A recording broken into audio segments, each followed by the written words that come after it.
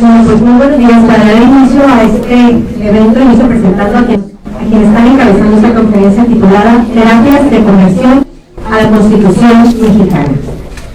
Se encuentra con nosotros la diputada coordinadora del Grupo Parlamentario del PAN, diputada Alejandra Corral Quintero, la diputada Anita Briceño Cinco. Buenos días. En un momento se incorpora con nosotros el diputado Diego Echeverría. Y nuestro invitado especial de esta conferencia, el doctor Agustín Antonio Herrera Ramos. Para el inicio, le doy la voz a la diputada Alejandra Corral para que nos dé la bienvenida del diputado. Muy buenos días. Muchas gracias por estar aquí con nosotros. Muchas gracias a los medios de comunicación que hoy nos acompañan. Me congratula que después de una semana que estuvimos de vacaciones estemos aquí de nuevo en nuestra casa, ¿no? En el Poder Legislativo, para ver estos temas. Le doy la bienvenida a nuestro expositor. Doctor, muchísimas gracias por atendernos y darnos claridad en estos temas, en los que en ocasiones nos encontramos perdidos y no sabemos cómo vamos a votar luego los legisladores en la Cámara. Bienvenido y muchas gracias por atendernos. Muchísimas gracias, diputada Alejandra Corral. A continuación, le doy la voz al diputado Anita Briceño para que dé una breve lectura a la semblanza de nuestro ponente de esta mañana. Adelante, diputado. Gracias, muy buenos días a todos, gracias por acompañarnos. Agustín Antonio Herrera Fragoso es licenciado, maestro y doctor en Derecho. Cursó la especialidad en Derechos Humanos por la Universidad Complutense de Madrid y el doctorado en Bioética y Biojurídica por la Cátedra de la UNESCO Madrid, España, certificante internacional en neurólogo. Profesor y conferencista en diversas universidades de México y otros países en temas de derechos humanos, derecho a la salud, bioética, biojurídica, autor de 6 libros, 7 coordinaciones, varias coautorías y artículos nacionales e internacionales.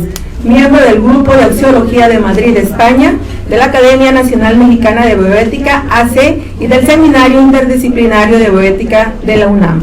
Investigador del Instituto de Ciencias Jurídicas de Puebla, Research Chair of the UNESCO Chair in the Bioethics and Human Rights de Roma, Italia. Investigador asociado de la Facultad de Bioética de la Anáhuac e investigador invitado del Centro de Bioética de la UPAEP, miembro del CNI nivel 1.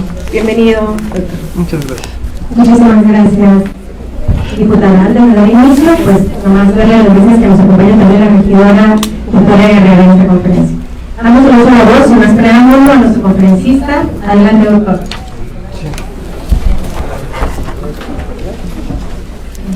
Nos vamos a bajar a acompañarlos ahí a ustedes para nosotros poder tomar también la conferencia. Muchas gracias.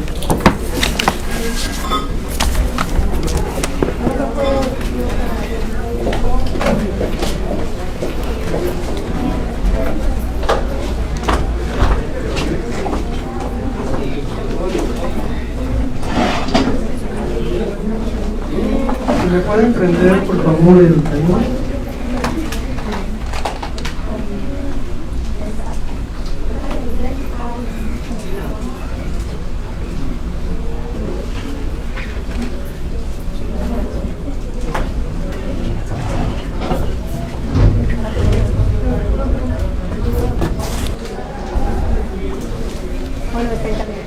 Bueno, se escucha bien, ¿verdad? Bueno, mientras lo van conectando, ya saben que siempre la tecnología nos hace que nos retrasemos. Agradezco la invitación que me hicieron a exponer un tema muy complejo, que incluso en muchas ocasiones divide la sociedad. De manera respetuosa al proyecto, yo solamente vengo a hacer una opinión técnica sobre el tema. Y me gustaría iniciar con algo muy importante. La violencia no se tiene que admitir en ningún grado con ningún tipo de persona. Eso es muy importante que lo tengan. ¿Por qué? Porque todos valemos por igual y tenemos una dignidad inherente, consustancial, que se tiene que respetar independientemente de las situaciones y vivencias que tenga cada persona y su manifestación de identidad que tenga. Eso es muy importante tenerlo en cuenta porque yo lo vengo aquí ¿verdad?, atacar a nadie ni nada, sino simplemente yo desde la parte académica vengo a dar un punto de vista para que puedan ustedes tomar consideraciones. Porque además hay algo muy interesante que ver. Los legisladores tienen que basarse sobre la prudencia, tienen que ser muy prudentes para regular, y más temas muy complejos. Vivimos una situación donde vivimos en fake news o vivimos en información no correcta y adecuada para toda la población. También las redes sociales nos invaden, ¿verdad?, y incluso nos crean hasta caos interno para la situación que podamos tomar en este tema. Entonces voy a exponer incluso unos elementos con fuentes de investigación serias sobre la situación de este tema. Creo que no está agarrando, ¿verdad? Espérenme un ratito. Ya, tendría que abrir la foto. Es que está bien, a ver.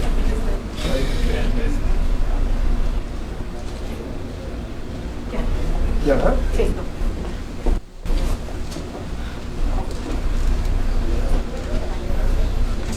En ese sentido voy a desarrollar mi temática iniciando con el proyecto de una forma muy general, ¿verdad?, y después voy a exponer algunos temas que son preocupantes actualmente.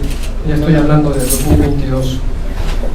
Bueno, se está manejando un proyecto para exponer el tema de las terapias de conversión, para reformar tanto el Código Penal como la ley para erradicar la discriminación.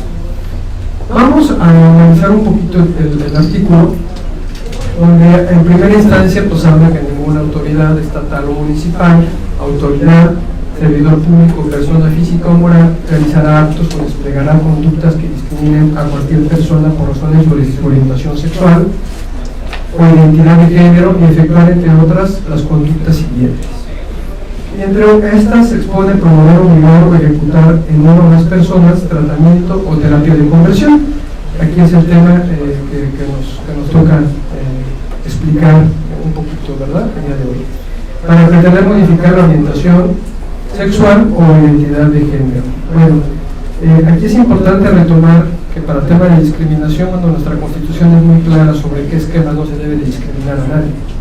Entonces yo creo que eso es muy importante para incluso matizar bien el articulado que se va a desarrollar para que sea muy claro y toda la población lo pueda entender sobre qué estamos hablando, porque va a tener un impacto a toda la sociedad, a todas las familias y a profesionales de la salud incluso.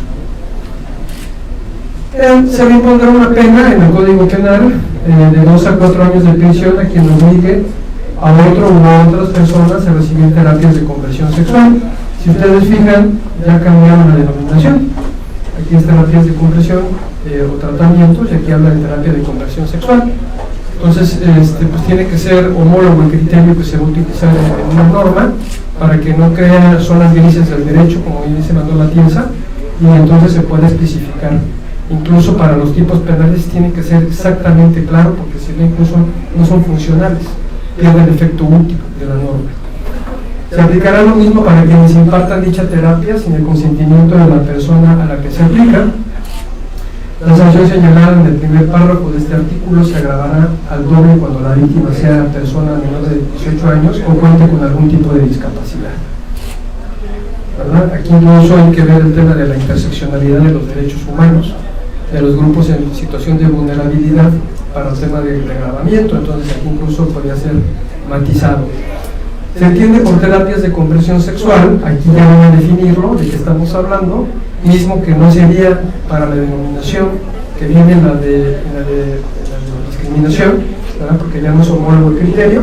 Entonces aquellas prácticas en las que se emplea violencia física, moral o psicoemocional mediante tratos crueles, inhumanos o degradantes que atenten contra la dignidad humana, consistentes en sesiones psicológicas, psiquiátricas, métodos o tratamientos que tengan por objeto anular, obstaculizar, modificar o menoscabar la expresión o identidad de género, así como la orientación sexual de las personas, y este delito se perseguirá por querella. Aquí creo que meten en un cajón desastre muchos elementos que hay que saber dividir por la responsabilidad que tiene cada quien.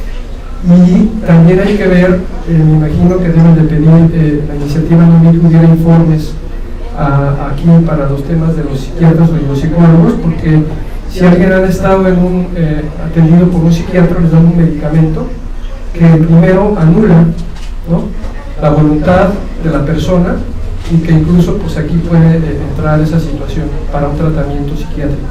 Entonces es muy importante saber matizar ese tema, porque incluso es muy importante ver en qué momento, ¿verdad?, ellos pueden entrar dentro del tipo penal cuando tiene un poco de ambigüedad. Entonces yo creo que es un tema que hay que saber esclarecerlo. La iniciativa se basa sobre el informe del experto independiente sobre la protección contra la violencia y la discriminación por motivos de orientación sexual y la identidad de género. Si ustedes ven, inicia con el tema de la tortura.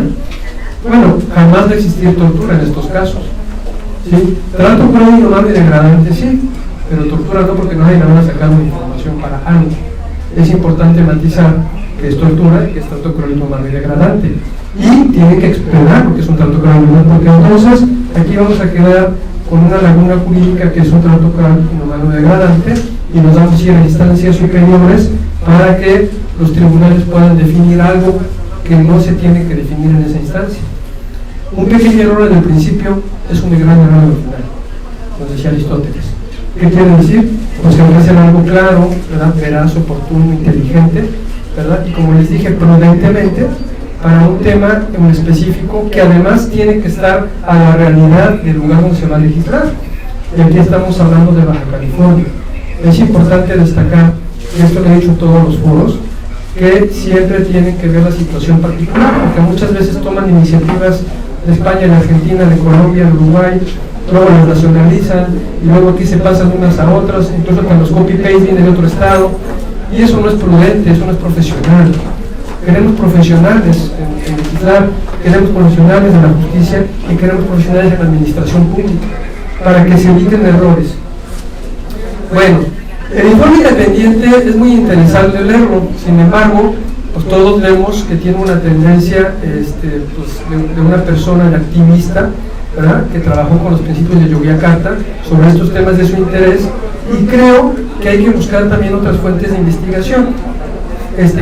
Cualquier moneda tiene dos partes, entonces para poder expresar democráticamente hay que escuchar toda la información, ¿no?, todos los datos que se tengan para matizar realmente de la forma más adecuada. También incluso el documento de prácticas de terapias de conversión pues también es de grupos tendientes a esta idea, que además es muy rescatable y es muy importante tomar en cuenta todos esos datos, porque son grupos que han sido atacados o violentados, que eso jamás se puede permitir. Entonces eso es importante tomarlo en cuenta. Fíjense, incluso habla en el punto 17 el relator que el término terapia de conversión, porque hay que ir qué es la terapia de conversión, primero tenemos que definir claramente de qué estamos hablando. Se utiliza de manera genérica para referirse a intervenciones de diversa índole que se basan en creencias, y ya con eso tenemos definido, ¿no?, que estamos hablando de pseudociencia, ¿sí?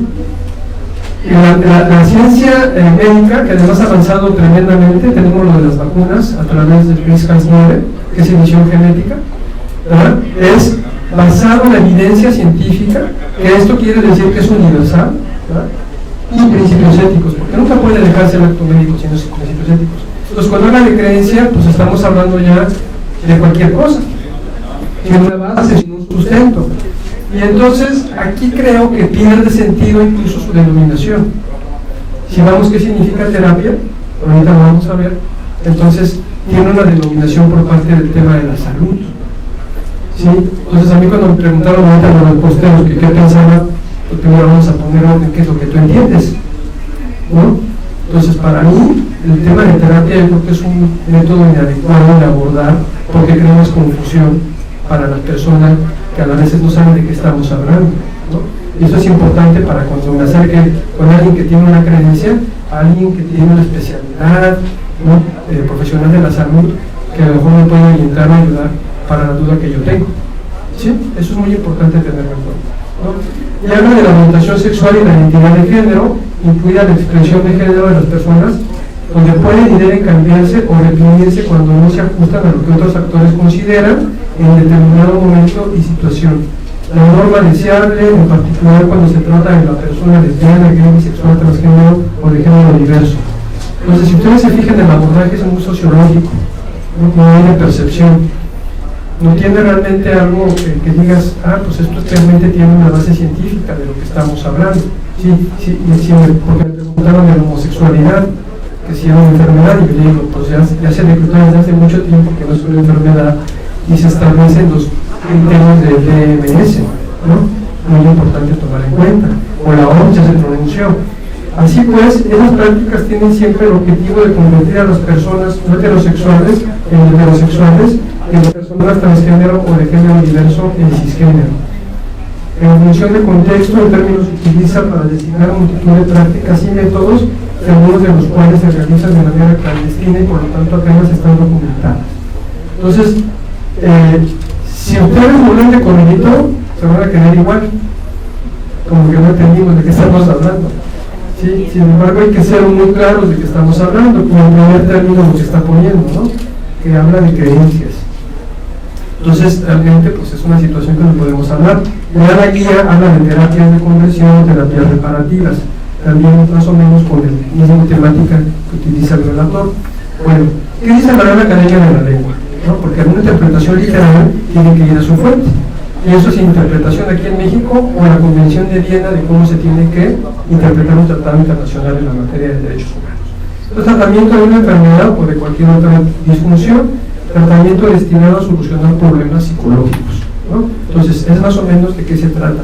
Entonces, si me preguntan que si es terapia, para mi punto de vista, desde la área académica que yo veo, ¿verdad? Y con un pensamiento crítico, para mí no sería una terapia, ¿sí? Si lo están refiriendo así, entonces se llama una terapia y dividir, ¿no? Que es terapia y que no es terapia. Entonces, las terapias de conversión, las llamadas terapias de conversión, son todo lo contrario, pues se basan en patologización errónea desde el punto de vista médico de la orientación sexual y de identidad de género, lo cual se manifiesta a través de intervenciones de causas graves, dolor y sufrimiento, provocan daño físico y psicológico. Yo te recomiendo mucho la sentencia de la Corte Interamericana Ximénez López versus Brasil, donde toca desde el ámbito de la salud lo que es un trato cruel y humano y degradante. Se hace una distinción muy fina, incluso nuestro juez en esa época, Sergio García Ramírez, mexicano, ¿verdad? Ahí hace un voto razonable muy inteligente sobre ese tema, quien quiera abordarlo. Bueno, la Organización Panamericana de la Salud señaló que las terapias de conversión carecían de justificación médica y representaban una grave amenaza a la salud y los derechos humanos de las personas afectadas. Fíjense cómo empieza a decir que no es parte de la medicina, no es parte del arte de la medicina, de curar, de rehabilitar, ¿no? Y lo que están utilizando, pues solamente la denominación que se manejó sobre estas pseudociencias. En 2016, la Asociación Mundial de Psiquiatría determinó que no existen pruebas científicas sólidas que indicaran que la orientación sexual innata se pudiera cambiar. Sobre esto voy a actualizarles la información, ¿no? Porque realmente estamos hablando de una cuestión genética, ¿no? El cerebro, la neurociencia nos desarrolla que incluso la actualización del desarrollo humano es con la epigenética y con el ambiente en el que se desarrolla. No podemos ser relativistas con especificar nada más biologicista, ¿no? Si el ser humano no va a ser biología, sino es biología, y en eso va el tema de la epigenética, y realmente también la neurociencia nos establecen esos criterios, porque fíjense, los criterios ahora nuevos no los establece la psicología ni la psiquiatría, los establecen las neurociencias. De ahí están sacándose estos criterios más claros sobre la evolución de nuestro desarrollo del cerebro humano. Aquí les voy a poner incluso algunos datos. Entonces, muchos amamos legislar o no legislar. Pues yo creo que honestamente legislar en esta materia es que somos fallidos institucionalmente, porque existe la violación ilegal de libertad, ¿cierto, no? Existen las violaciones sexuales, existe el trato cruel, inhumano y degradante y otros delitos que están realmente acotados para atender esos asuntos. Y esto yo se los digo porque además vamos a ver históricamente qué pasa. Ahorita a lo mejor el fenómeno es con el tema de la identidad sexual, pero ¿qué pasaba con los alcohólicos? No los llevaban y los trataban inhumanamente para cambiar realmente su situación. Entonces vamos a cambiar la identidad al alcohólico para que no sea alcohólico. ¿Y qué pasa con los adictos? Incluso todavía es un fenómeno muy grande que tenemos, que los llevamos a lugares, ¿verdad?, o espacios que creemos que van a mejorar y solamente los tienen trato criminal muy degradante. Entonces las instituciones que tienen a hacer efectiva la ley, pues entienden los delitos, porque no los han elaborado, cuántas denuncias existen, ¿no? Cuántos procedimientos se han llevado, cuánta gente está en la cárcel por esa situación, porque es un fenómeno que no es histórico, ¿no? Entonces yo creo que es importante primero ver cómo estamos y por qué no se aplican esos tipos penales que son vigentes y actuales.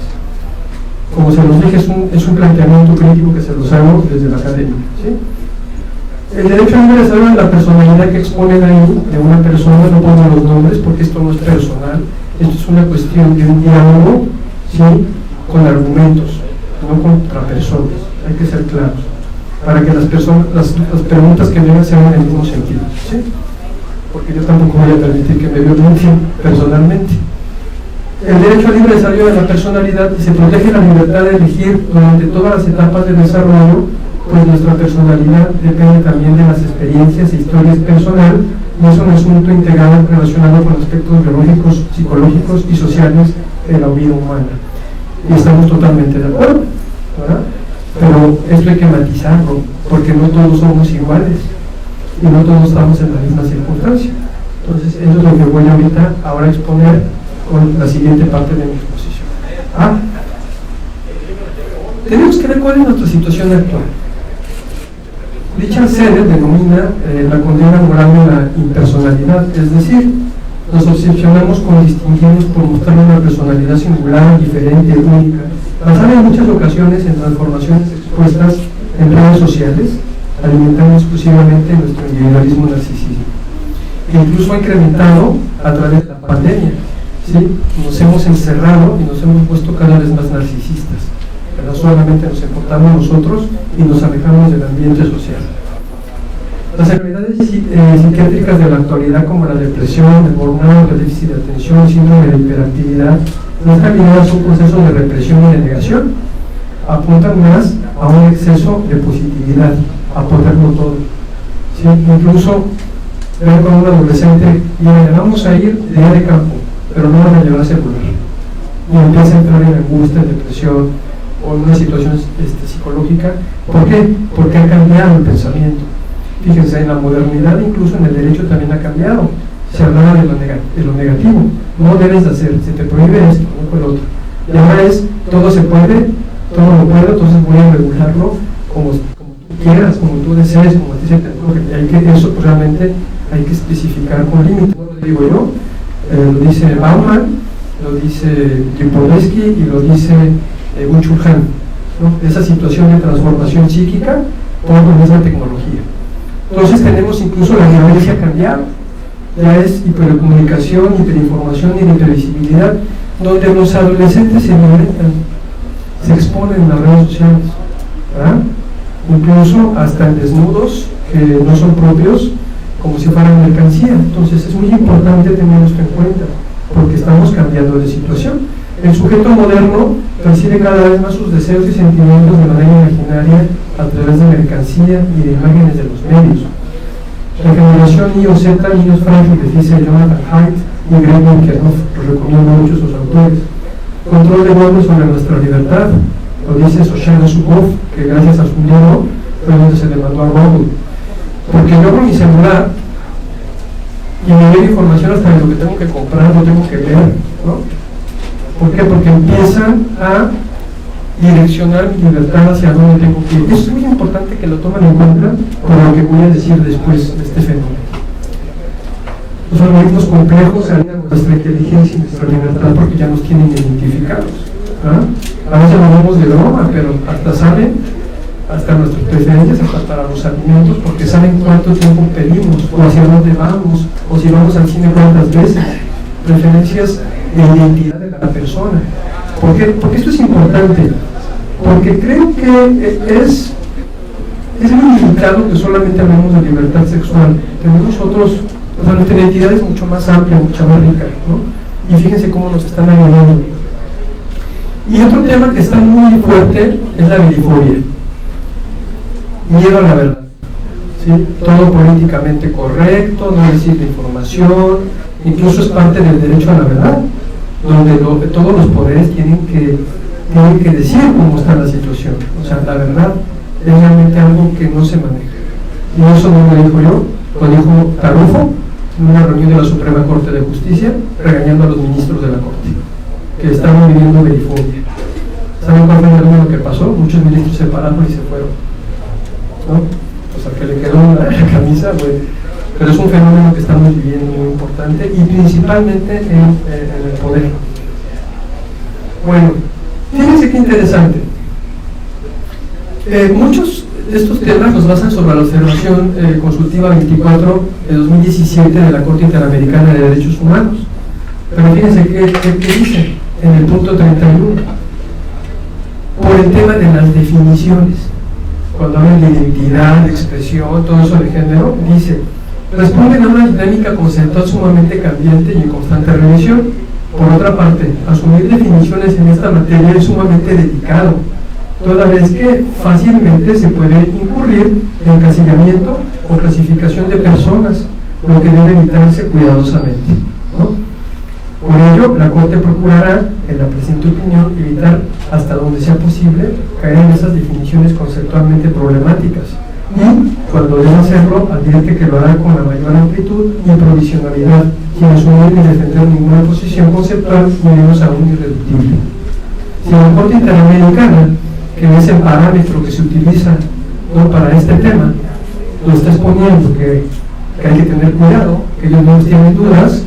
Incluso en el caso de Enrique Hernández contra Honduras, la misma juez Olio Benito dice que ya no entiende hacia dónde va este tema, ¿no? Y expone un poco el tema de queer, ¿no? Porque dice, pues es que ya eso es neutral, ya no sé ni qué es, y expone algo muy interesante. Quien quiera verlo, no lo voy a exponer ahorita, es muy interesante ver su análisis. ¿Qué quiere decir? Pues que están porque una vez que el prudente legislador hace una buena ley, el juez tiene que hacer justicia, ¿no?, con los elementos que cuentan. Y eso pues es importante verlo, que la Corte Interamericana pues incluso tienen dudas y de situaciones de estos fenómenos que cada vez pues realmente es más complejo nuestra realidad. Quiero hablar un poco entonces sobre el ensayo de la personalidad, pero enfocarme en el interés superior de las niñas, ¿sí? Fíjense, los niños tienen derecho a ser orientados y guiados en el ejercicio de sus derechos por sus cuidadores, sus padres y los miembros de la comunidad, de modo acorde con la evolución de sus facultades. Artículo 5 de la Convención de los Derechos del Niño. El Comité de Derechos de la Niñez también es subordinado. Espera que los estados interpreten el término desarrollo en su sentido más amplio, como concepto holístico que abarca el desarrollo físico, mental, espiritual, moral, psicológico y social del niño. Las medidas de aplicación deben estar dirigidas a conseguir el desarrollo óptimo de todos los niños. La Corte Interamericana entiende que las medidas pertinentes de protección a favor de las niñas o niños son especiales o más específicas que las que decretan para el resto de la persona, es decir, los adultos, de acuerdo a su edad, desarrollo evolutivo, cognitivo y madurez. Aquí está la base de ese interés superior del niño que le tenemos, a ver, ojo, porque los abogados a veces hacemos malas interpretaciones o manipulación. Esos términos no son jurídicos, los toman el derecho prestado de otras áreas del conocimiento que tenemos que darle contenido, que es el desarrollo evolutivo, que es lo cognitivo, que es la madurez, y eso no nos va a dar un buen jurista, eso nos tienen que dar otras áreas del conocimiento. Mucho de ello lo dan las neurociencias, ¿no? Ayer platicaba tan amablemente con las diputadas y les decía, ¿cuál fue el criterio científico de los 18 a los 30 años de edad? A ver, vamos a pensarlo. Y les apuesto que nadie va a saber de dónde lo sacaron. Sin embargo, ahora tenemos las bases científicas para decir en qué momento realmente tiene madurez. Si a mí me dicen los 18, yo en esa edad cometí muchos errores y muchas tonterías. Incluso hay mujeres que se suben arriba de un puente con una pancarta y dicen te amo, ¿cierto, no? Entonces, andamos en coches que nos prestó nuestro papá a toda la velocidad y aparte le metemos alcohol. ¿Eso es madurez? Hay que reflexionar, porque entonces necesitamos ayudarnos. Ahora bien, si bien es cierto que los artículos 5 y 12 de la Convención del Niño reconocen a los menores como sujetos de derechos y partícipes activos en la toma de decisiones que les conciernen, también lo es que los menores de edad ejercen su derecho de manera progresiva en la medida que van desarrollando un mayor nivel de autonomía. A esto se ha denominado evolución de la autonomía de los menores, de lo cual es fundamental que los operadores jurídicos y también los operadores teológicos, que esos son los legisladores y todo el mundo que vive en el deber ser, los médicos, ¿verdad?, las autoridades, ¿verdad?, realicen una ponderación entre la evaluación de las características propias del menor, edad, nivel de maduración, medio social y cultural, y las particularidades de la decisión, tipos de derechos que implican los riesgos que asumirá el menor en el corto y largo plazo, y entre otras cuestiones. Si bien es cierto, hay parámetros científicos de desarrollo humano, ¿verdad? Por ejemplo, hasta los 3 años tenemos la parte motriz desarrollada, ¿no?, armónica entre nuestros sentidos. Sin embargo, hay unos niños que desarrollan antes y otros después. Ahorita hay un fenómeno que el desarrollo neuronal se está retrasando 2 años por el tema de la pandemia. ¿Por qué? Porque no es el mejor lugar para un desarrollo de un niño estar dentro de su casa, ¿sí? O incluso tiene violencia por todos lados, tiene limitantes, no convive con sus pares, ¿no? Entonces fíjense que eso es importante. Entonces eso también tiene que ser acotado para saber incluso en qué momento se encuentra para tomar una decisión correcta de su situación en particular. Vamos a ver un poquito sobre interpretación evolutiva y realidad científica. La interpretación evolutiva, dice la Corte Interamericana de Derechos Humanos, que las normas se tienen que actualizar a los tiempos. ¿Y esto qué quiere decir? Pues con la evidencia que vamos teniendo de la mano, ¿sí? Y entonces es lo que les voy a exponer. Dice la Asociación Americana de Psicología, que además eso viene de la iniciativa, pero bien cortado, ¿no? Yo aquí voy a poner la parte completa. Dice, respecto a la orientación sexual misma, que son determinantes al señalar que no es innata y es mudable. Hasta ahí viene la iniciativa, pero no viene lo contenido. La orientación sexual probablemente resultó de una interacción compleja de factores biológicos, cognitivos y del entorno. También la Asociación Americana de Psicología reconoce que la identidad transgénero fluctúa, y la mayoría de los menores con disforia de género, o sea, ese sí es realmente una enfermedad que está en el DNS. Lo voy a ver más adelante. Al término de la adolescencia, finalmente se termina por aceptar su sexo cromosómico. La evaluación de la disforia de género y la salud mental debe explorar la naturaleza y características de la identidad del género de un niño, niña o adolescente. La definición del DNS-5, que es el más actual, señala que la disforia de género es el desajuste psicológico derivado de la incongruencia entre el género asignado a la persona en el momento del nacimiento con su apariencia sexual y el sentimiento personal de ser hombre o mujer. La disforia de género en la infancia no necesariamente continúa en la edad adulta. Por el contrario, en los estudios de seguimiento de niños, niñas prejóvenes, principalmente niños, que fueron remitidas a las clínicas para evaluación de disforia de género, la disforia persistió hasta la edad adulta en solo 6 del 3% de los niños. Hay algunos autores, pero Kenneth Zucker, un neuropsicólogo canadiense, es el que revisaba y evaluaba el DNS, pues es una autoridad en la materia. Ahora, ¿cuál es la fenomenología de los adolescentes? Incluso vienen abajo todas las fuentes, desgraciadamente no se ve muy bien. 69% de los adolescentes desistieron de la incongruencia de género o no conforme antes de la edad de 29 años. 63% desisten antes de la edad de 20. Un estudio de 2019 encontró que el 9.4% de los pacientes adolescentes con género no conforme emergente cesaron cualquier intervención quirúrgica tras 18 meses de tratamiento. En estudios de seguimiento de niños y adolescentes que han presentado algún tipo de disforia de género, se observa que una parte importante de ellos abandona tal situación con la edad. Las psiquiatras Trujillo y Mayer, que son incluso los más versados en la materia porque llevan más de 50 años, se deben considerar como los expertos, ¿no?, más fuertes. Dicen las siguientes hipótesis: los abusos pueden contribuir al desarrollo de una orientación no heterosexual. Los niños con tendencia no heterosexual o con signos de una futura tendencia de este tipo pueden atraer a potenciales abusadores, lo que los convierte en un grupo de elevado riesgo. Ciertos factores podrían contribuir tanto al abuso sexual en la infancia como a ciertas tendencias no heterosexuales. Entre estos factores, por ejemplo, se pueden enumerar el tener una familia disfuncional o padres alcohólicos. Voy a poner incluso la estadística de cómo estamos en México con la violencia intrafamiliar. En 2001, hay muchísimos estudios, solamente escogí algunos.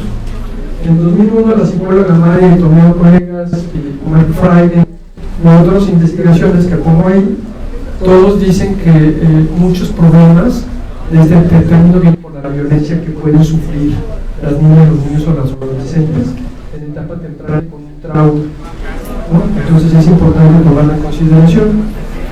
En México, donde el 30% de los agresores fue de 2020 son familiares directos y un 13% adicional son parientes indirectos, donde el encierro incrementa la violencia y el abuso sexual, se debe justificar la violencia y quedar impunes al castigo de los perpetradores, incluyendo el abuso sexual a la niñez y adolescencia. Se deben detener las causas del problema y evitar las complicaciones del problema. ¿Sí? O sea, es más bien una alarma que tenemos los padres hacia qué está pasando, porque estos fenómenos se dan incluso mucho intrafamiliarmente y a veces justificamos a los parientes en lugar de escuchar a nuestros hijos. El estudio más importante y grande que se ha hecho al respecto hasta la fecha, publicado en enero de 2014, el cual causó gran conmoción pública, al revelarse en los medios que la prevalencia del intento de suicidio en la comunidad transexual de los Estados Unidos es de 41%. El estudio fue dirigido por la Fundación Americana para la Prevención del Suicidio y el Instituto Williams, perteneciente incluso a la Facultad de Derecho de la Universidad de California en Los Ángeles, o sea, muy cerca de él. Lo interesante es que este instituto se especializa en derechos de LGBT, o sea, ellos defienden estos temas, por lo que nunca va a tergiversar los números en contra de dicha comunidad. La cohorte de análisis fueron 6.400 personas, todos los cuales se consideraban transexuales o con disconformidad de género. La neurociencia ha demostrado que de hecho los adolescentes asumen más riesgos que cualquier otro grupo. Estos riesgos incluyen el manejar de manera peligrosa el uso de drogas, el consumo excesivo del alcohol y el comportamiento sexual riesgoso. La razón de esto se debe a que durante la pubertad el cerebro experimenta muchos cambios en su desarrollo y maduración actual no está completa. Con base en los estudios científicos actuales, esto incluso fue a partir de 2019 en Holanda, han demostrado que el cerebro de los adolescentes, en especial la corteza prefrontal, que es donde se ve el juicio, ¿no?, termina de desarrollar hasta los 21 o 25 años. Esto sí es científico, no los 18 o los 21 que no saben ni de dónde lo sacaron. Es de destacar que la corteza prefrontal del dorsal ventral sirve como el área cortical más altamente responsable de la planificación motora, la organización y la regulación. Desempeña un papel importante en la integración de la información sensorial y como tecla de acceso y regulación de la función de acción intelectual. Ahí vienen las fuentes. Por lo que la mayoría de los adolescentes aún está en proceso de establecer su identidad sexual, y el abordaje diagnóstico y terapéutico debe acompañarse a este proceso en vez de superarlo. Los menores de edad aún están en una fase de impulsividad cognitiva, labilidad emocional y búsqueda por el peligro. Steiner nos dice que hay consenso científico de que tanto el adolescente como el niño todavía no está maduro lo suficiente para entender sus sentimientos, decisiones y juicios, imposibilitando su consentimiento previo. En este sentido, el abordaje que mantuvo números de superación y permanencia en la disforia de género en niños y adolescentes concordantes en más de 50 años de investigación es la espera vigilante. Me preguntaban que si había algún tipo de forma terapéutica o algo. Bueno, la espera vigilante es algo que se desarrolló, que más que nada es como observación y acompañamiento, no invasivo, ¿no? Porque es como, si vas a escoger, que vas a cambiar, escógelo bien, ¿sí? Porque mientras más avanza, más invasivo puede ser, químicamente, mutilaciones, etc. Entonces, dice Zucker, la espera vigilante maneja con los riesgos sociales con el objetivo de permitir el progreso de desarrollo del niño con disforia de manera natural y saludable, además de incluir el núcleo familiar del niño. Según Ristori y Stedman, la espera vigilante consiste en un balance entre una actitud de aceptación y apoyo, que protege al niño contra toda reacción negativa y permanecen realistas sobre la probabilidad de que los sentimientos de disforia de género existan en el futuro. ¿Se acuerdan que hablaban de las estadísticas? De que muchos regresaban a su sexo cromosómico, ¿verdad? Después de determinado tiempo. Toda vez que la psicoterapeuta es importante porque se descubrió en los diagnósticos con incongruencia de género, generalmente sufren con otras psicopatologías no ligadas necesariamente con temas de género, como la depresión, ansiedad, el trastorno alimentario, insatisfactorio corporal, e incluso se está viendo el tema del autismo. Ojo, porque esto va creciendo y incluso los profesionales todavía tienen incluso dudas, pero las neurociencias están avanzando para clarificar hacia la psicología y la psiquiatría. Entonces, de acuerdo con Robert De Angelo y colaboradores, la psicoterapia exploratoria es el tratamiento que debe estar en la línea de frente para auxiliar a todos los menores de edad. Es a través de ella que se reduce la necesidad de abordajes invasivos y irreversibles de la medicina que regula el modelo afirmativo, que es el que se está utilizando. O sea, yo creo que hay que estar un poco en el centro y analizar, ¿no? O sea, ni un lado ni el otro, ¿no? Porque el modelo afirmativo debemos saber que está teniendo también efectos, ¿sí? Porque el modelo afirmativo dicen los terapeutas, dice, no es un terapeuta, tú cuando llegas con un terapeuta psicológico, como por ejemplo, ¿no? Bueno, pues es que me como las uñas o soy obeso, ¿no? ¿Por qué lo haces? Te empieza a preguntar, ¿no? En un afirmativo es como si fueras como un peluquero, ¿no? ¿Cómo tienes tu corte de pelo? Y así te lo hago. Aguas, porque eso no es un terapeuta. Yo no confiaría en una persona así, ¿no? Yo confiaría incluso en un nutriólogo, pues cómete lo que quieras, y aquí te doy esta medicina para que tú neutralices. Pues tendría mis dudas. O sea, eso es importante, por eso tenemos que informar lo que yo decía de la veracidad de los datos y la información. Entonces, frente a la opción de los menores de edad, es a través de ella que se reduce la necesidad de abordajes invasivos. Esto es muy importante, no ser invasivo y irreversibles. Cuando hablamos del tema de esta de conversión, pues son actos invasivos, es violencia, ¿no? Que reputa el modelo afirmativo como seguro para menores de edad.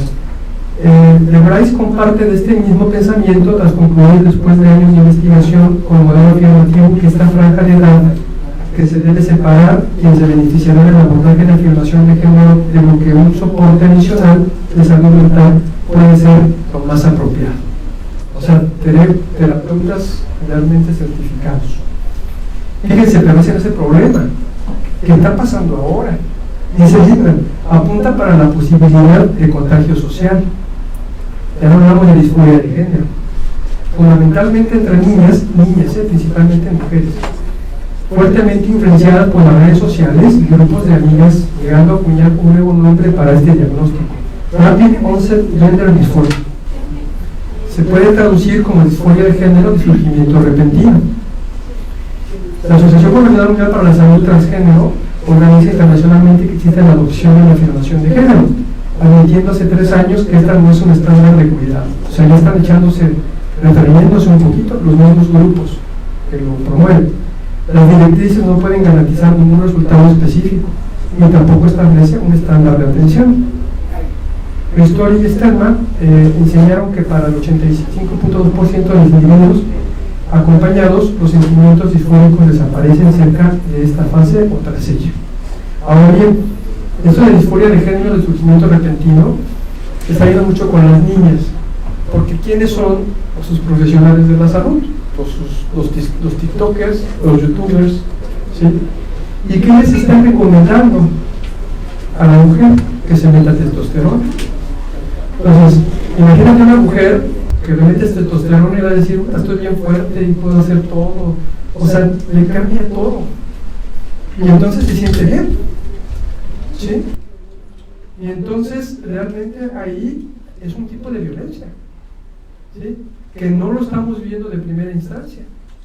Y ella quiere seguir porque es como un tipo de adicción. Entonces el fenómeno ha cambiado actualmente, no tiene su origen en la disforia de género tradicional, sino en la influencia de las redes sociales.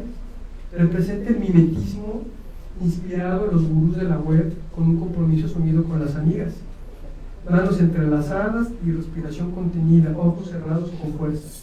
Para los adolescentes, la identificación trans ofrece libertad de la persecución implacable de la ansiedad, satisfacer la más profunda necesidad de separación, la emoción de la transgresión y la seductora cadena de pertenencia. ¿Por qué repentino aumento de la ansiedad, la depresión y el daño autoinfligido? Las redes sociales, la respuesta inmediata de hate, ¿no? Tumblr, Instagram, TikTok, YouTube son los populares entre los jóvenes. Presentan una amplia gama de tutoriales visuales e inspiración pictórica para autolesionarse. Anorexia, ¿no?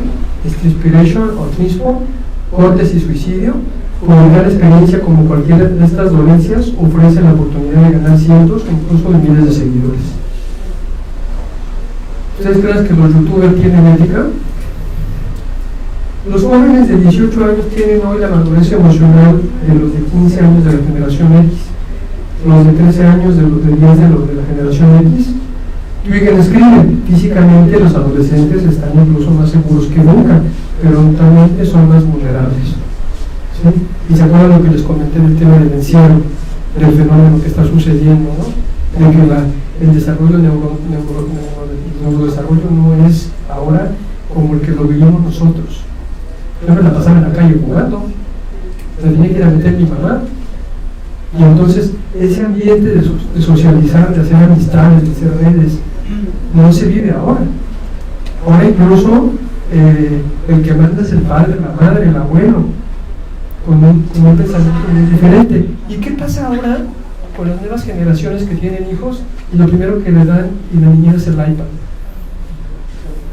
¿Sí? Como ejemplo, desde 2006, el exitoso Catal, voy a poner nada más un ejemplo, pero hay cientos. Incluso yo les quiero decir que estoy investigando este tema más a profundidad y me he quedado impactado en los videos que he visto. Impactado, o sea, digo, esto no puede ser posible, ¿no? O sea, sí, honestamente, por YouTube. ¿Sí? Uppercase Chase, el canadiense transmasculino Chase Ross, de 28 años, ha recibido más de 10 millones de visitas. Mantiene una audiencia de más de 166,000 suscriptores y hay más de una docena de sitios de redes sociales y foros online que facilitan el descubrimiento de una identidad trans: YouTube, Instagram, Google, Reddit, Twitter, Facebook, DeviantArt, TikTok. Muchos ni los conozco, honestamente, no creo que son de mi generación. Son todos ellos centros muy conocidos en los que compartir y documentar una transformación física, echar chispas sobre la transfobia, celebrar los superpoderes que otorga la testosterona y ofrecer consejos para conseguir una receta y lamentar lo difícil de ser trans hoy en otro día. Pero va más allá, incluso te enseñan cómo pelear con tus padres, con tu familia, para que entiendan de que eso es lo que tú quieres sin tener ninguna asistencia o ayuda. Porque incluso esto es peligroso, ¿no? Tú dile esto, tú dile el otro, dile que si no te deja que te vas a suicidar. O sea, es toda una terapia que se está manejando. No lo digo yo, lo pueden ver, lo pueden consultar. ¿Sí? Yo, como les dije, les vengo a dar algunos datos. Pero, fíjense qué interesante. El caso Bell contra Tavistock, sentencia del 1 de diciembre de 2020 en Inglaterra, refleja un punto de inflexión en los criterios judiciales respecto a la administración de hormonas bloqueadoras de pubertad a menores de 16 años, donde el Tribunal Superior de Justicia de Inglaterra y de Gales, en la esencia, demostraron que un menor de 16 no tiene la capacidad para tomar la decisión sobre estos temas. Y ganó la demanda. Incluso este mismo menor señala que no se le dio la información, ¿no?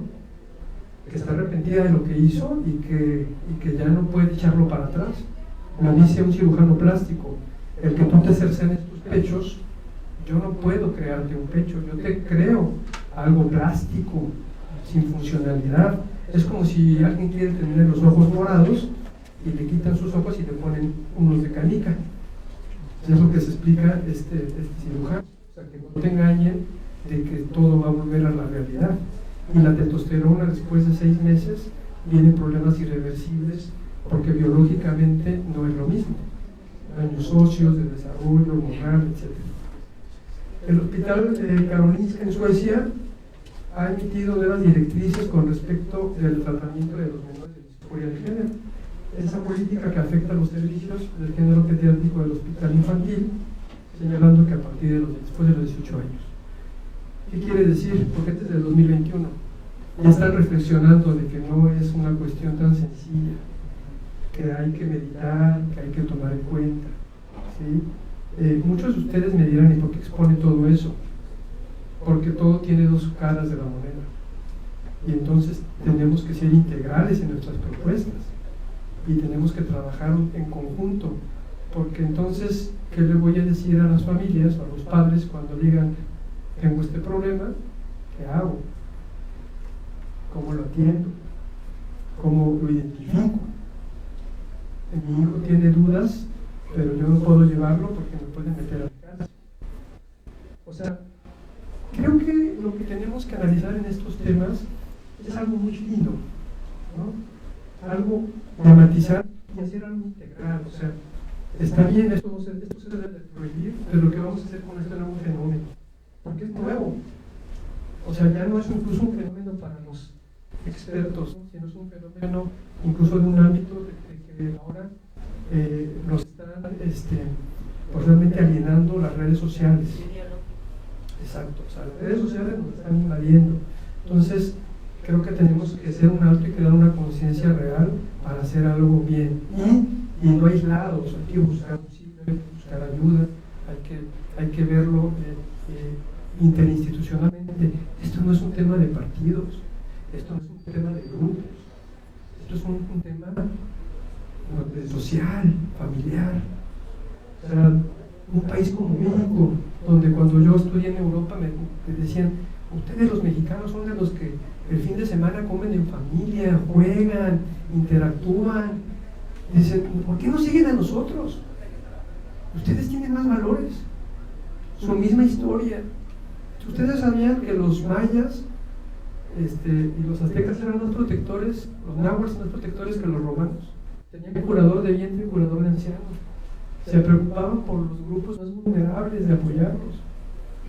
Y ahora creo que estamos abandonándolos, ¿no? El espejo de Linás, me importas tú porque puedo ser yo, y me importa este niño porque puede ser mi hijo.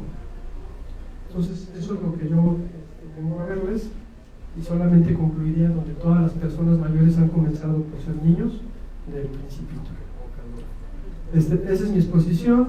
Si quieren entrar a un diálogo, a la orden. No lo sé todo, es un tema muy complejo. Yo lo que hice fue vertir información para que ustedes por lo menos tengan una perspectiva, y cuando ustedes trabajen puedan realmente ver y pedir información a otras áreas o a otras personas. Muchas gracias.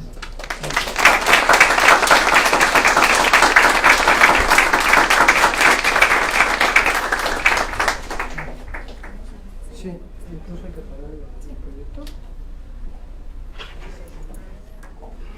Diputadas,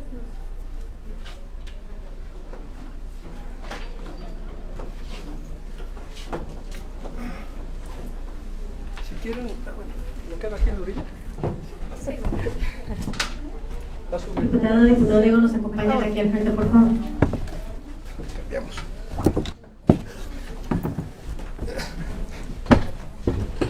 Muchísimas gracias, doctor, por esta presentación, por esta plática. Vamos a pasar a la sesión de preguntas y respuestas. Vamos a dar la oportunidad de hacer 5 preguntas al público, a los medios de comunicación, a quien esté interesado de hacer algún cuestionamiento referente al tema. Es el momento, levantando la mano, por favor. ¿Alguien que tenga alguna pregunta, algún cuestionamiento? Adelante, por favor. Hola, ¿qué tal? Muy buenas tardes. Me presento, mi nombre es Mirta Escobedo. Primeramente quiero felicitarlo, una excelente exposición, de verdad creo que muy importante para los tiempos en los que estamos viviendo los padres de familia. La verdad sí es muy preocupante lo que está pasando con nuestros adolescentes, con los pequeñitos que están ahorita pues todavía saliendo de esta pandemia. Y la pregunta sí específicamente es, me preocupó mucho el tema que estoy exponiendo sobre la testosterona, porque lo he estado observando en muchos jóvenes, esa situación. ¿Qué es la consecuencia? No sé si tuvieras información, así algo más específico al respecto. Otra pregunta para que te busque la información, porque sí la tengo. Permítame un segundo. ¿Sí?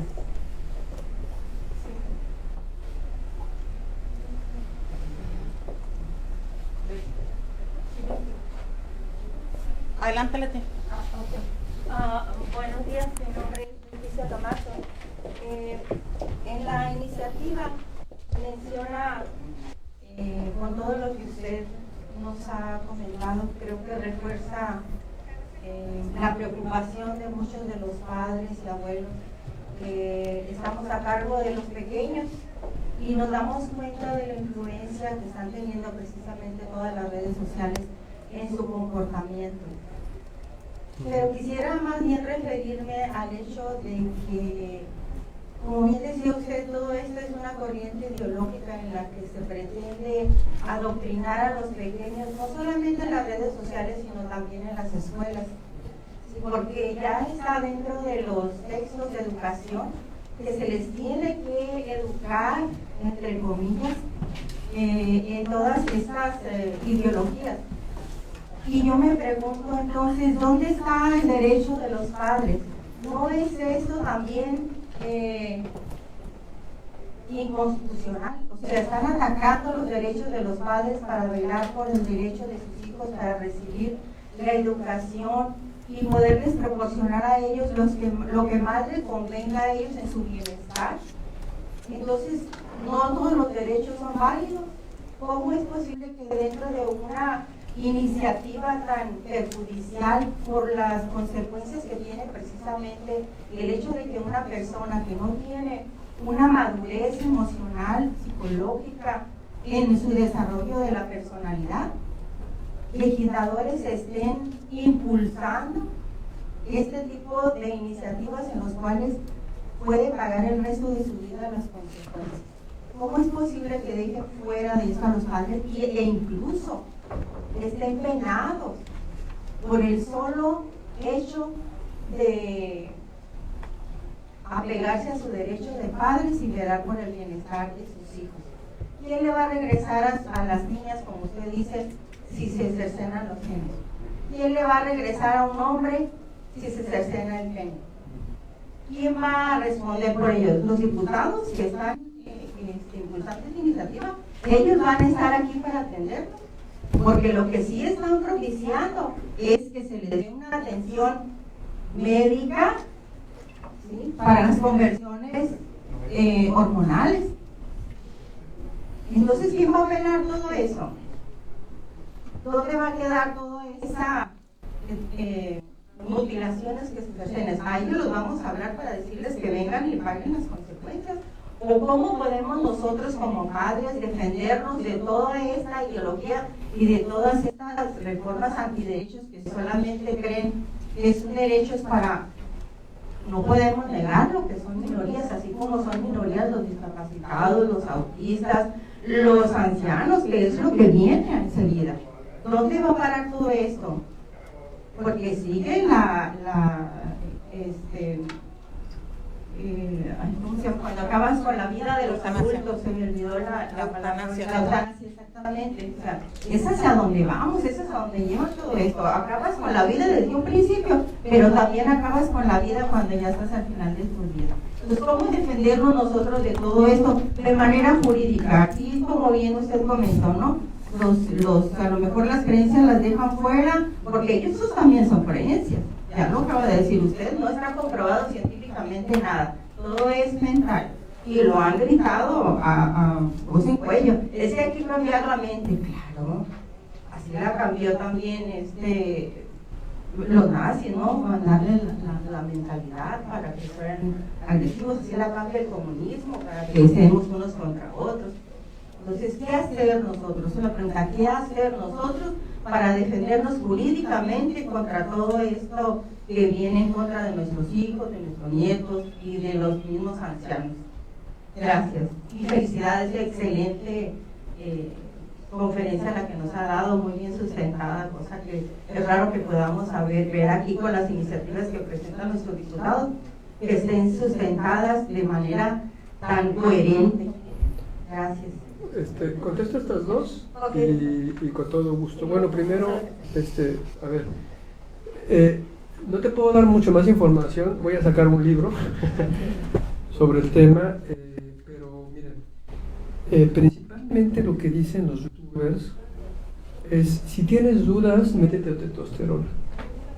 y está invadiendo mucho al grupo femenino, ¿no? No nada más las niñas, porque también las adolescentes. Dice, es método de testosterona como si fuera incluso, yo me imagino, porque esto es una tendencia que lo hemos ido haciendo permisible, ¿no? Todos los que hemos ido a un gimnasio iniciamos con un licuado de proteínas, ¿sí? Y luego le hacemos creatina, iniciamos uno con, incluso cuando somos adolescentes no necesitamos nada porque nuestro cuerpo produce, ¿no? Y ahora esto, en este tema, pues hablan de la testosterona, y entonces ellos dicen, si a los 6 meses, no te preocupes, no te pasa nada, así lo dicen, y después a los 6 meses pues puedes hacer una reflexión si lo dejas. Sin embargo, pues siempre va a tener consecuencias, pero a los 6 meses pues es cuando viene ya algo irreversible, ¿sí? Y esto pues realmente, fíjate, lo voy a ver, porque hay varios medicamentos.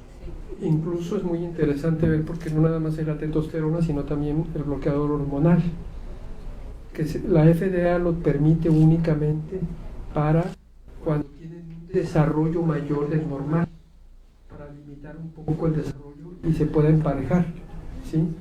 Eso es terapéutico, ¿sí? No porque tú lo hagas. Y entonces, porque esos son los 2 elementos que están metiendo más, pero fíjate, la testosterona, pues primero empieza a dañar toda la parte de los estrógenos, que es el que produce la mujer. Tiene coágulos sanguíneos que amenazan la vida y ocasionan severas dolencias, como huesos frágiles y dolor de las articulaciones. Produce huesos frágiles, dolor de las articulaciones, coágulos sanguíneos fatales, comportamiento suicida, coeficiente intelectual reducidos, huesos frágiles y esterilidad. Son solo algunos de los posibles efectos secundarios. Y además, bueno, pues hay que entender que el organismo es tan sabio y que, por ejemplo, el COVID nos dañó multiorgánicamente. Entonces la testosterona te va a dañar multiorgánicamente porque desestabilizas todo. Entonces eso es un ejemplo de lo que te puede dar. Pero yo no te puedo dar más porque tengo que estar buscando la información, pero creo que es un punto a destacar. Incluso en Estados Unidos hay universidades que ya te las dan por $10. Entonces, por eso es interesante lo que después al final de lo que está pasando en Inglaterra con esta sentencia o en Suiza, que están haciendo un alto. Sí, y hay otros estudios que ha subido mucho el nivel de suicidio, principalmente en los adolescentes. Entonces, eso es un poquito el tema de todo lo que el trastorno que te puede traer. No hay que. Bueno, si me das espacio, porque no me puedo dirigir directamente con el que me hizo pregunta, compañero. Gracias. Bueno, mira, yo creo que es un tema muy importante que tenemos que colaborar. Yo lo que lo dije al final es que tenemos que trabajar como sociedad y como familia, ¿no? El que me importas tú porque puedo ser yo. La misma Corte Interamericana y el Comité de los Derechos del Niño, incluso en el tema de los divorcios o las separaciones, habla de que tienen que tener todo el auxilio necesario las familias con la crianza de los niños, ¿sí? Sin embargo, estos temas abundan la ignorancia. Entonces tenemos que buscar también a las familias, porque no lo sabemos todo, a gente realmente profesional que nos guíe, que nos acompañe. Entonces es un tema importante aquí que yo veo que debería ser una labor de los legisladores, pero no nada más de ellos, es por ejemplo ver cuántos profesionales de la salud mental tiene la entidad, ¿no? Porque ustedes también, si bien es cierto, tienen derechos, tienen límites. En un uso de la ignorancia que tenemos todos, porque nadie es sabedor de todo, podemos hacer actos de crianza que pueden afectar a nuestras niñas, y en ese sentido tenemos que ir con gente que nos guíe, que nos capacite, que nos informe, para seguir eso, porque no nada más con amor vive el hombre. El amor es parte fundamental para la crianza, ¿no? Es la segunda etapa del cerebro, la parte del mamífero, ¿no? Los instintos, la parte emocional, y luego viene la parte intelectual. Entonces tenemos que armonizar eso, y los padres necesitamos auxilio de realmente profesionales. Incluso, no sé si recuerdan antes, bueno, yo recuerdo a mi abuelo que decía que los 3 amigos más importantes eran el abogado, el médico y el sacerdote. ¿Por qué? Pues porque necesitamos tener esa guía de que nos apoye. Bueno, pues ahora tenemos más ámbitos, ¿no? Porque hasta el técnico necesitamos que nos enseñe a usar este aparato. ¿Por qué? Porque también esto tenemos que limitarlo con las nuevas generaciones. ¿Cómo controlarlos? Entonces, yo creo que eso es muy importante. Incluso creo que si se establecen estándares o criterios para la buena crianza o formación de nuestros hijos, cuando tengamos dudas, pues podemos acudir con alguien más. Lo que jamás se debe de permitir, y lo dije al inicio de mi charla, es violencia. Violencia no va a resolver nada, solamente van a aumentar traumas. Y eso lo vamos a tener un efecto con una sociedad enferma de crear traumas, ¿no? Incluso, dice Mitchell, y dicen ustedes, vivimos una sociedad de las furias. Antes salías y a lo mejor le mentabas la madre y otro te lo mentaba y se acababa. No, ahora te sacan la pistola y te meten 3 balazos. Y aparte lo hacen viral y sacan fotos y lo presumen en redes sociales. Eso no es normal. Que trata de encaminarnos, también está aquí, entonces queda uno en una indefensión, ¿no? Si buscas ayuda con un psicólogo, pues entonces no, porque estás haciendo una violencia, ¿no? Entonces, eso es lo que yo veo, hacia dónde nos vamos a dirigir si nos están dejando sin las personas que puedan apoyarnos en ese tema. Yo no vine a juzgar la iniciativa, yo vine a dar un punto de vista para que tengan un poquito más de claridad, de que no pierdan de vista algunos elementos, ¿no? Si usted me dice cómo la debo de hacer, no lo sé, no soy legislador. Simplemente doy información para una mejor toma de decisiones, y por eso lo señalé, los legisladores tienen que ser prudentes, ¿no? Y también mucha templanza. Vamos con la siguiente pregunta, con el diputado Juan Manuel Molina. Sí. Gracias. Muy buenas tardes. Juan Manuel Molina, diputado del Congreso. Una pregunta para precisión. En la lámina que proyectó, donde decía la adolescencia vulnerable, y somos como en el tercer renglón habló de la incongruencia de género, y después refirió en palabras siguientes, dice que se presenta junto con otras psicopatologías. Entonces, ¿usted considera, digo, ya es una pregunta expresa, la incongruencia de género, entonces psicopatología es sinónimo de problema, de enfermedad? Entonces, ¿usted considera que la incongruencia de género que conlleva a lo que nosotros consideramos la identidad de género es una psicopatología, es una enfermedad? ¿Es pues un padecimiento? Porque yo entiendo que ese tema fue rebasado desde los 90, pero sí quisiera saber si la opinión de usted es que si la situación de la incongruencia de género, como la refiere usted, lo considera una psicopatología, que es el equivalente a un padecimiento o enfermedad. Gracias. Sí, la generalidad es incongruencia corporal. Y te voy a poner otro ejemplo. Los que tienen bulimia o anorexia se ven incluso gordos, ¿sí? Y sin embargo están esbeltos. Ese es el término general. Y entonces lo van acotando, y el término adecuado DMS-5, no lo digo yo, esto que quede claro, lo dice la fuente científica del DMS, es disforia de género. Y ahí define incluso qué es la disforia de género, ¿no? Que es una incongruencia. Ahora, lo que estoy señalando, no hay que patologizar el tema, sino más bien hay que tener acompañamiento y seguimiento, porque puede hacerse realmente como algo no adecuado o correcto. Y entonces, ¿qué dicen ellos? ¿Qué dicen los psiquiatras? Tienes que tener un análisis de si eso es lo que realmente se identifica o no. No podemos hacerlo como algo normal sin un seguimiento y atención. Y fíjate que te voy a comentar algo, porque yo puse fuentes científicas, no puse percepciones mías, nomás lo comenté. Hay una entrevista que le hacen a primer transexual del mundo, que es un inglés que promueve la pornografía, Y él dice que pasar de una etapa a otra, y porque él lo hizo, él hizo toda la transición, y que es un hombre feliz, es una cuestión seria. Es una cuestión que se tiene que informar realmente de las consecuencias y los daños y los cambios que vas a vivir, porque vas a dañar tu biología. Dice, y esto es lo que no se está tomando en cuenta ahora.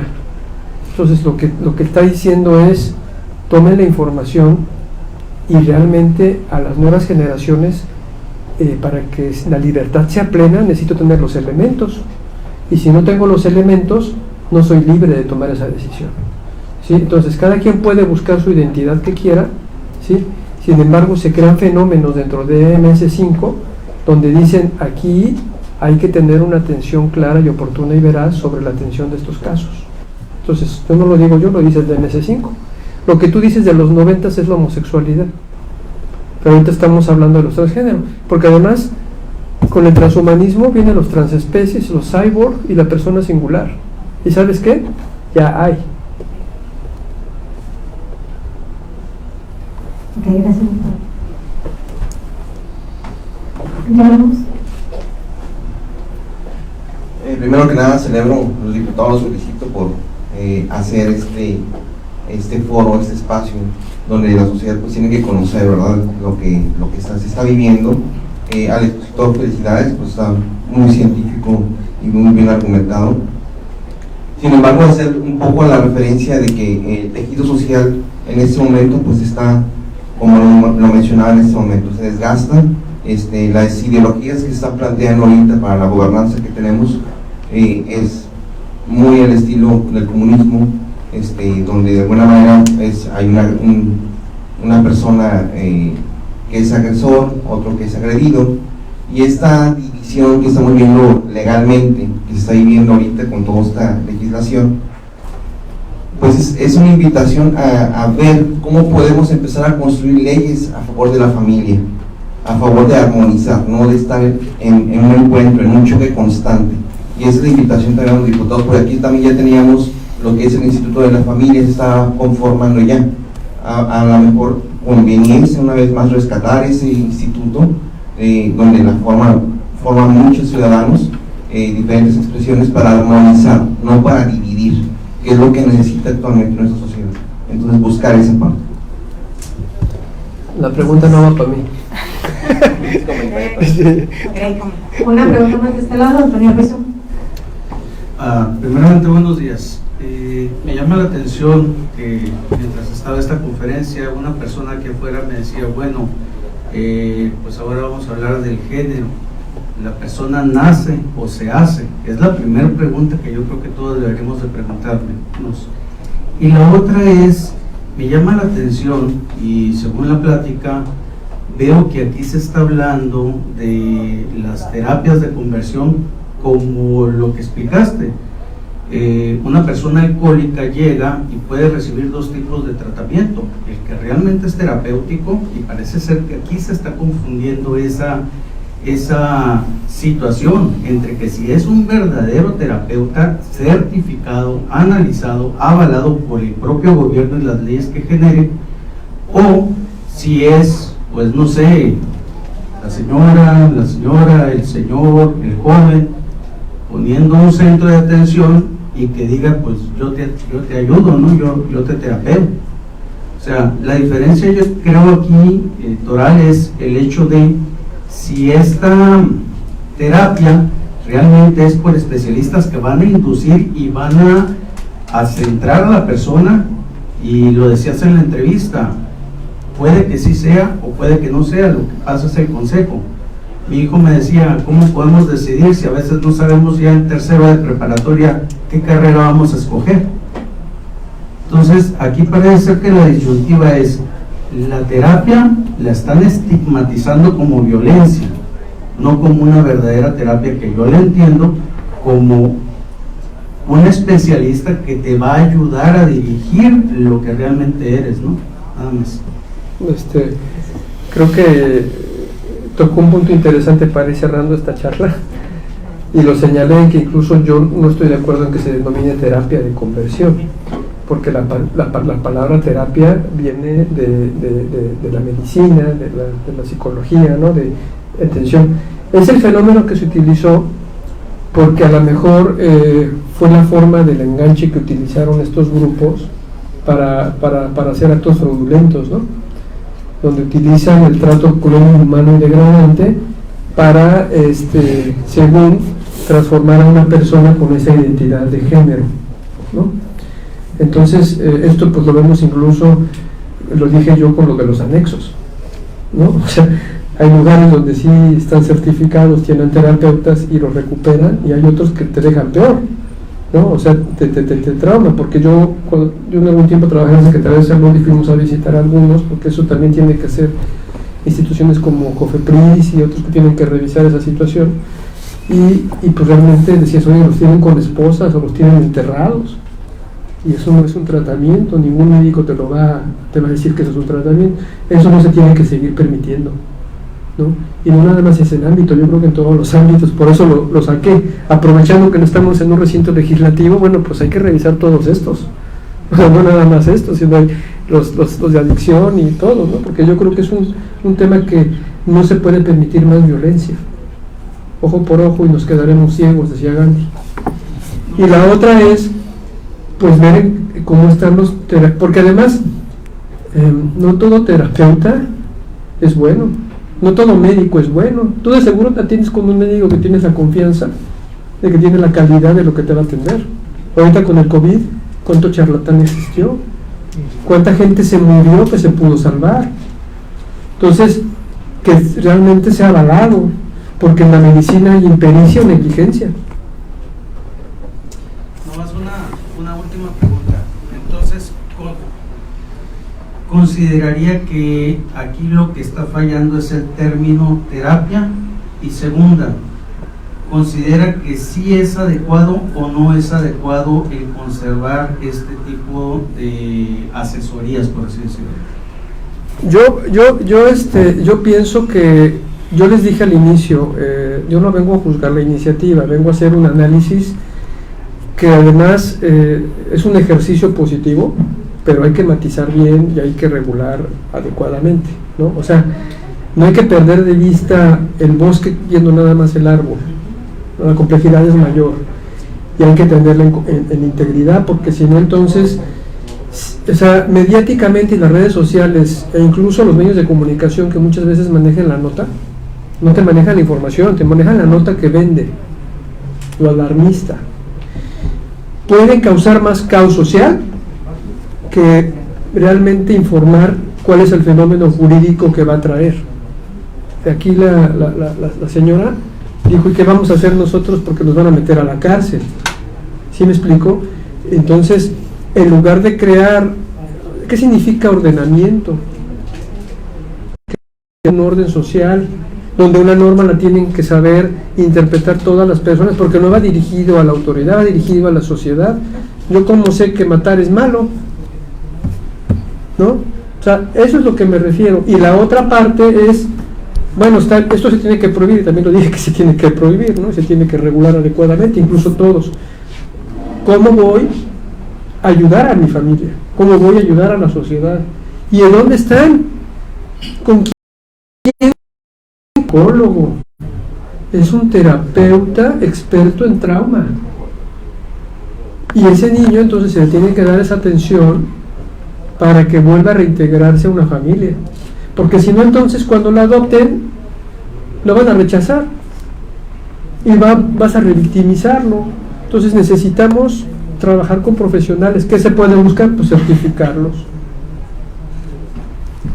Por último, la pregunta de la regidora Victoria Guerrero. Muchas gracias.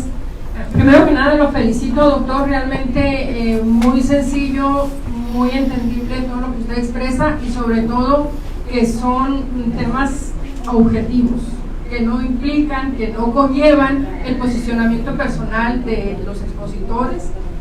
Y yo creo que ese es un paso adelante, porque es donde socialmente tenemos que ubicarnos para poder entender lo que está alrededor. También felicito a los diputados porque se están preocupando por hacer llegar a la sociedad un tema que sin duda es la raíz misma de la sociedad. poder saber y que las familias tengamos la posibilidad del conocimiento para tomar una decisión, yo creo que es fundamental.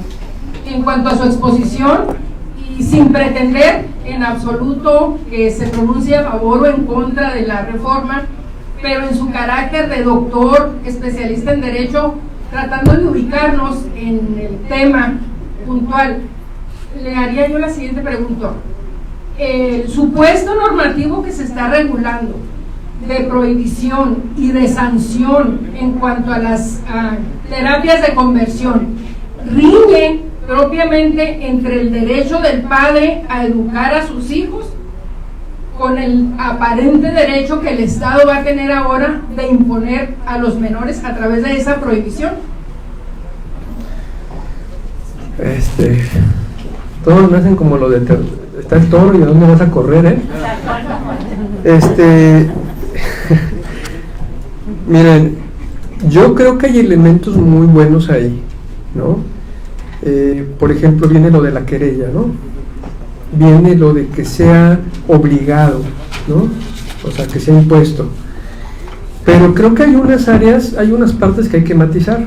Incluso yo creo que estar utilizando ese de terapia de conversión, bueno, si lo vas a utilizar porque ya es el fenómeno, por lo menos acláralo, matízalo perfectamente, que no haya duda.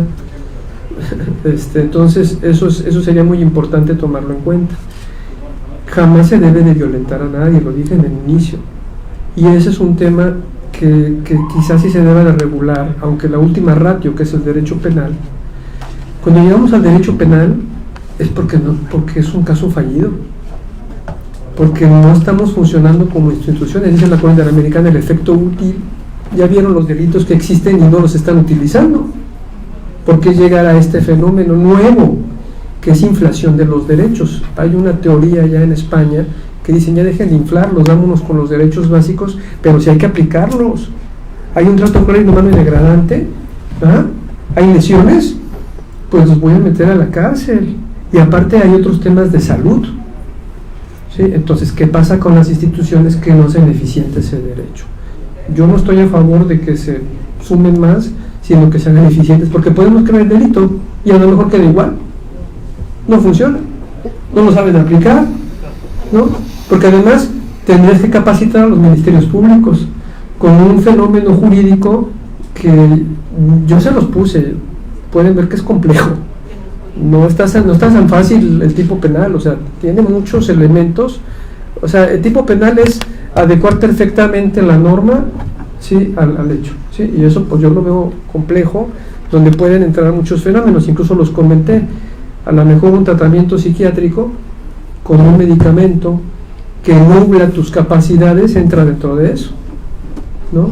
¿Y qué pasa si el tratamiento psiquiátrico para una enfermedad que necesita el medicamento y la persona es homosexual y después cambia, va y demanda porque dicen: es que me cambió, y va a decir el siguiente: no, pero esa no era mi intención, yo estaba tratando la bipolaridad, por ejemplo, ¿no?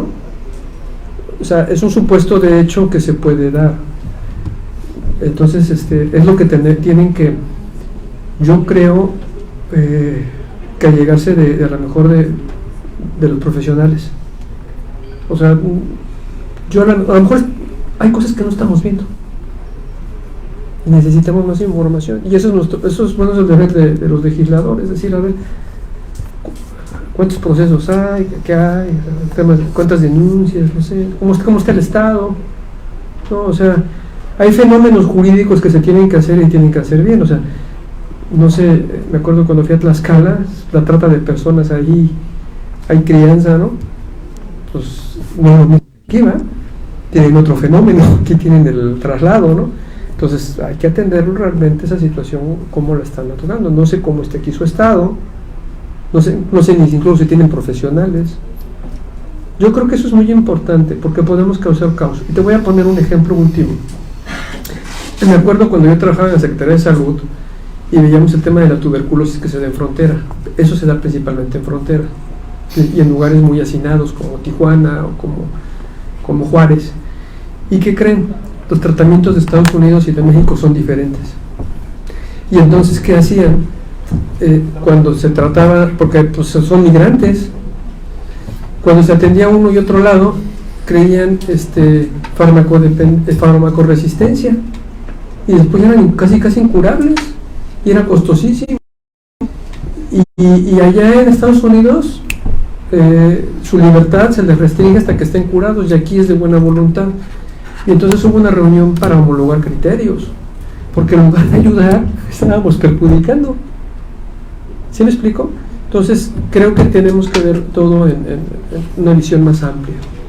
Una visión más amplia. Y otra cuestión es ver nuestra realidad, porque muchas veces tomamos figuras...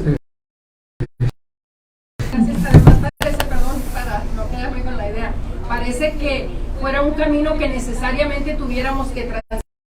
Ahorita los países en Europa que están mucho más adelantados ya están revisando toda esta parte por la que nosotros apenas estamos discutiendo, con un efecto contrario. Pareciera desafortunadamente que tenemos que cruzar y no aprender de quien ya pasó por ahí. Muchas gracias. Muchas gracias, doctor. Y antes de concluir esta conferencia, quiero dar el uso de la voz a nuestro diputado Diego Echeverría para que nos dé un mensaje. Yo hace un par de semanas no sabía qué eran las terapias de conversión, y de hecho en este momento aún tengo dudas de a qué nos estamos refiriendo con terapias de conversión. Pues leyendo, terapias de conversión puede ser la asesoría y orientación de un profesional en el tema, por ejemplo, psicológico. Puede ser incluso la plática o asesoría que te imparta alguna gente religiosa.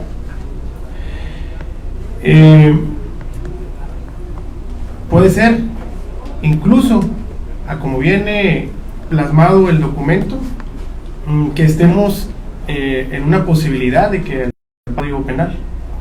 Entonces, este tipo de encuentros con profesionales de este tema pues nos genera la posibilidad de generar mejores productos legislativos, en donde formemos parte con opiniones certeras, con opiniones profesionales, formemos parte de un debate enriquecedor para generar normas hacia la sociedad. Lo que aquí nosotros realizamos en el Congreso del Estado no es una cosa menor, realizamos leyes en las cuales genera y rige el comportamiento de una sociedad aquí en nuestro estado. Entonces, yo antes de generar una opinión de a favor y en contra, pues claro, tenemos que informarnos, investigar, ver otros puntos de vista de esta situación, de esta iniciativa, de lo que se está plasmando, para generar una opinión pues más enriquecedora y nosotros poder acceder al